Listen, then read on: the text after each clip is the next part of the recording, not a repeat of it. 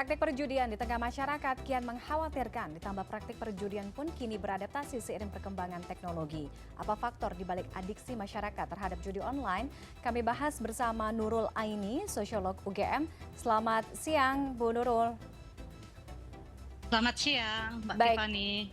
kalau dari kacamata sosiologis ya Bu, kita melihat bagaimana perkembangan maraknya judi online tidak hanya saat sekarang saja, tapi dari dulu kita juga mengenal berbagai macam praktik perjudian. Nah, apa yang Anda lihat di balik berkembang atau marak ya faktor judi online praktik ini? Ya, sebelumnya saya ingin menyatakan keprihatinan dulu ya Mbak ya terhadap kejadian seorang istri yang membakar suaminya yang sebelumnya anggota Polri. Bagaimanapun KDRT di dalam kekerasan, terutama KDRT itu tidak dibenarkan gitu ya. Tetapi peristiwa ini menunjukkan bagaimana judi online ini semakin genting di masyarakat. Kalau tadinya judi online itu di stigma lebih banyak terjadi pada kalangan masyarakat bawah, masyarakat pedesaan yang tidak memiliki literasi gitu ya terhadap teknologi dan terhadap literasi digital gitu. Saat ini ternyata judi online itu telah telah menyentuh berbagai lapisan masyarakat, termasuk aparat hukum di sini ya, polisi sebagai bagian dari aparat hukum gitu. Oke, nah melihat latar belakang itu yang tadinya atau dahulunya stigma orang-orang yang melakukan praktik judi online hanya kalangan tertentu, namun sekarang berubah secara strata sosial, kemudian background pendidikan, itu juga sudah kita bisa bilang itu levelnya ada di tingkatan yang menengah ke atas. Nah, mengapa kemudian orang-orang di lingkup ini bisa terjerumus praktik judi online? Kalau kita bilang atau kita katakan literasi digitalnya sangat rendah, artinya ini adalah orang-orang yang secara kemampuan cukup cakap dan punya literasi yang baik seharusnya.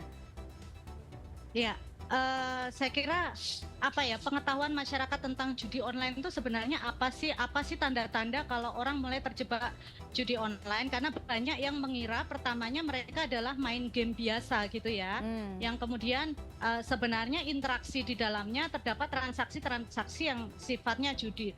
Nah, sekali kena itu memang terkena ada adiksi gitu ya. Saya kira tidak hanya sekedar faktor ekonomi, tentu faktor ekonomi itu ada karena memang banyak juga dari kalangan masyarakat bawah yang berpikir bahwa mereka akan bisa kaya dengan judi gitu ya. Tetapi yang lebih lagi adalah bahwa judi ini memang menghasilkan faktor adiksi gitu ya. Sekali orang main mungkin dia akan penasaran terus-menerus dan sebagainya. Artinya di sini sudah tidak hanya pada level penanganannya individual ya, individual atau pada kelompok sosial masyarakat tertentu, tetapi harus menyeluruh. Misalnya harus ada payung hukum gitu ya yang mengatur judi online ini gitu, dan masyarakat yang misalnya terlibat dalam judi online atau masyarakat yang terlibat dalam promosi judi online, misalnya kita dengar juga ya, judi online ini sering dipromokan oleh influencer gitu.